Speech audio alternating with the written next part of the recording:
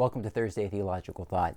Today, we continue in our series on the Gospel of John, and I want to take a look at one of the most significant themes in chapter 2 of the Gospel. While nothing in the Bible is insignificant, I would nevertheless like to look at several key aspects of the time that Jesus turned water into wine at the wedding in Cana. Now, when you read through this story, you might ask yourself, why does Jesus do this? Why does he take the time and the effort to perform this sign? What does it mean?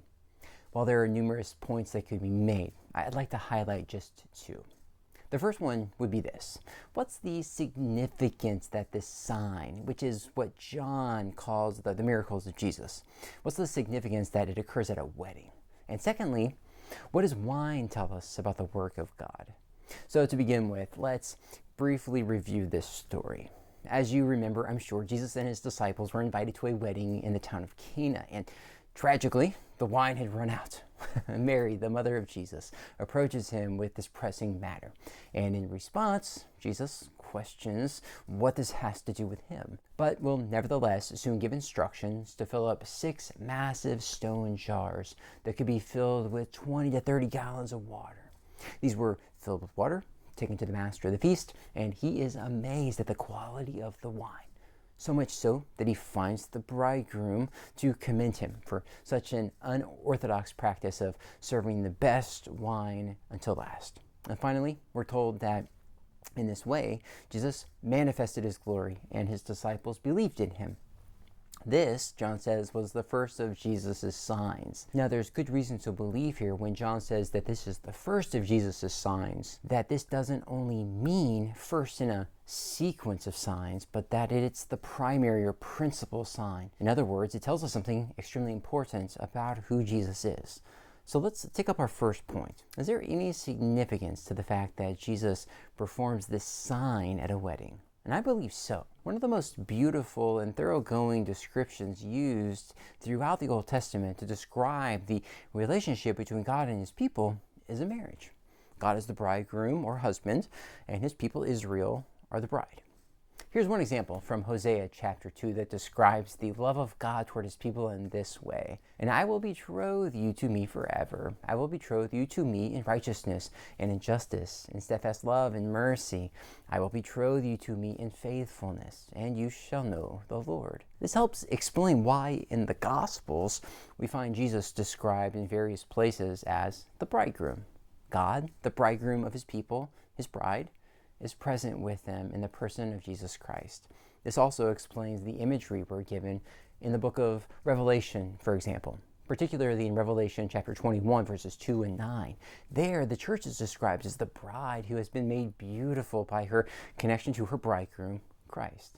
So then, in the Old Testament, the marriage between God and his people is surrounded by the realities of forgiveness and mercy. Because of this occasion, there is peace between God and his people. The context of a wedding, well, that draws our attention to what Jesus has come to do for us. He is the one who has come to bring forgiveness, life, and salvation through his cross and empty tomb. And this event brings those realities to mind and helps us to see them being fulfilled in him. Now, the second point, wine. What does wine tell us about the work of God? As with the wedding context, wine looms large within the pages of the Old Testament prophets. Wine, it was often used as a symbol for the abundance and gracious giving of God in the new creation. The prophet Amos, he famously states that in the new creation, the new heavens and the new earth that God will bring about on the last day, in that place and at that time, he says, behold, the days are coming, declares the Lord, when the plowman shall overtake the reaper and the treader of grapes, him who sows the seed. The mountains shall drip sweet wine, and all the hills shall flow with it. I will restore the fortunes of my people Israel, and they shall rebuild the ruined cities and inhabit them. They shall plant vineyards and drink their wine, and they shall make gardens and eat their fruit. One commentator wonderfully summarizes the use of wine as a symbol in the Old Testament in this way. In the Old Testament, wine was a common feature in prophetic visions of the fecundity and blessing of the future messianic kingdom.